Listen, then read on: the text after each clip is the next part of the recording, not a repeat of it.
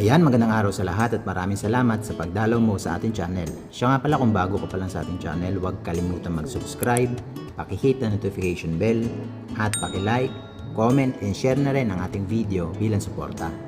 Shoutout nga pala kay Neil Hernandez para sa challenge for today. Ngayong araw pupuntahan natin yung Minalungaw National Park sa Barangay Pias, General Tino dito sa probinsya ng Nueva Ecija. Para makarating sa Minalungaw National Park, kailangan natin pumadyak ng 60.59 kilometers papunta. Ang balikan natin ay 121.18 kilometers. Kumpara sa mga previous rides natin, medyo madali ang ride natin ngayong araw, kaya medyo late na akong umalis ng bahay. 6:46 ng umaga, nandito tayo sa General Natividad dito sa Nueva Ecija. Siya nga pala, kung may mga lugar kayo na gusto nyo ipabisita at magawa natin ng video documentation, pwede nyo i-comment sa comment box sa ibaba at susubukan natin gawa ng video. Palabas na tayo ng General Natividad at papasok naman tayo ng Palayan City, ang kabisera ng Nueva Ecija.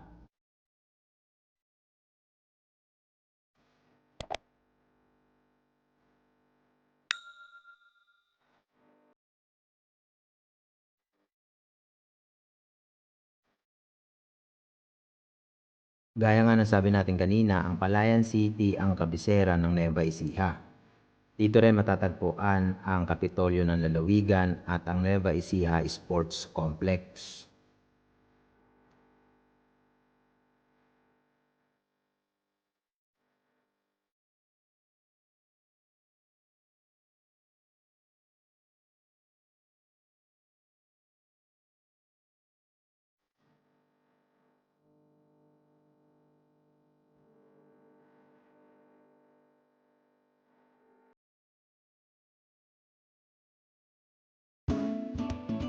Mula sa Aulo sa Palayan City hanggang sa Tanawan sa Laur ay medyo makunat yung ilang ahon. Kung makikita nyo yung kalsada sa harap ay medyo nakatingala na.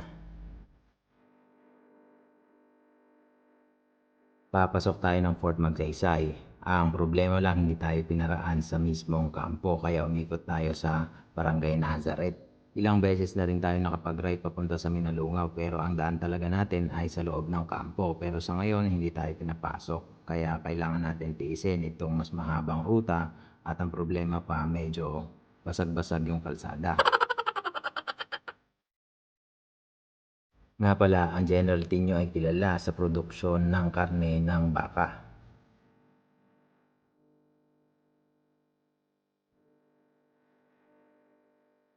Nandito na tayo sa Rio Chico dito sa General Tino. Kapag lumiko tayo sa kaliwa, papunta na yan sa Barangay Pias, kung saan natin makikita yung Minalungaw National Park. Sa mga first timer na pupunta sa Minalungaw National Park, siguraduhin ninyong madadaanan ninyo ang tulay na ito dahil ito ang palatandaan para hindi kayo maligaw. Close pa rin ba yung Minalungaw? Gaya nga ng sabi ni ate, sarado pa itong Minalungaw National Park. Buti na lang mabait yung guard. Nung nalaman niya na taga General Natividad pa tayo, pinapasok niya tayo.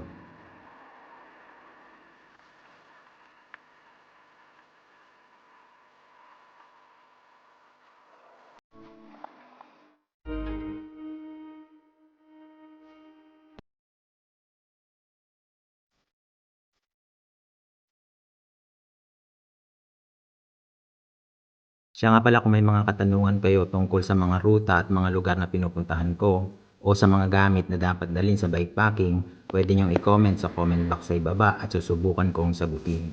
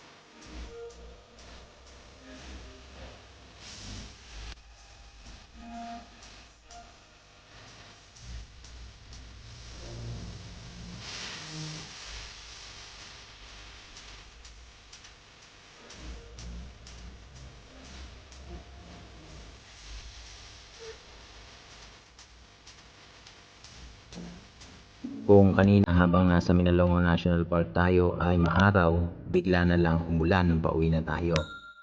Halos isang oras din tayo nagpatila ng ulan. Ang naging problema natin, hindi tumila yung ulan, mas lalo pang lumakas dahil sa biglang buhos ng ulan, yung mga kalsada ay binaha na rin.